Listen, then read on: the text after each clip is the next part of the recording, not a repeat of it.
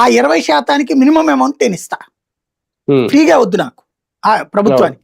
20% మాకు మినిమం ఇవ్వండి. అవి మేము అందులో పేషెంట్స్ని పంపిస్తాం, వాళ్ళకి సివియర్గా ఉన్న వాళ్ళని పంపిస్తాం, వాళ్ళకి అయ్యే ట్రీట్మెంట్ ఖర్చు మేము పెట్టుకుంటాం ఆరోగ్యశ్రీ పేరుతో. మీరు ఎక్కువ దాని నుంచి లాభాలు ఆశించద్దు. మీకు ఎంత అయితే అవుతుందో ఆ జీతము ఏమవుతుంది కదా ఆ మెటీరియల్కి అంతవరకు మేము ఇచ్చుకుంటాం. మీరు పేదలకు సేవ చేసిన వాళ్ళు అవుతాం, మేము పేదల ప్రాణాలు కాపాడిన వాళ్ళం అవుతాం.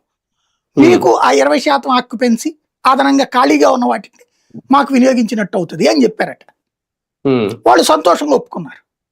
కానీ ఆ పథకం నిదానంగా ఏమైపోయింది, 20, 40, 40, 60, 60, 80 అయిపోయి ఇప్పుడు హాస్పిటళ్లలో డైరెక్ట్ గా డబ్బులు ఇచ్చి ట్రీట్మెంట్ తీసుకునేవాడు కరువు అయ్యాడు. అంత ఆరోగ్యశ్రీ అయితేనే చేరతాం అనేటటువంటి వాళ్ళు అయిపోయారు. చివరికి సచ్చినట్టు ప్రభుత్వం మీద డిపెండ్ అవ్వాల్సి వచ్చింది ఆసుపత్రులు. దాని పర్యవసానం ఇవాళ ఏంటి, ఆరోగ్యశ్రీ లేకపోయేటప్పటికి హాస్పిటల్లో సిబ్బందికి జీతాలు ఇవ్వలేని పరిస్థితి అయిపోయింది. వైద్య వ్యవస్థ సర్వనాశనం అయిపోయింది. ఇంకో జోక్ ఏంటంటే ఈ డాక్టర్లు అందరూ సీనియర్ ఎక్స్పీరియన్స్ హాస్పిటల్, ఇవన్నీ ఆషామాషి వాళ్ళు ఏం కాదు ఎవరు కూడా.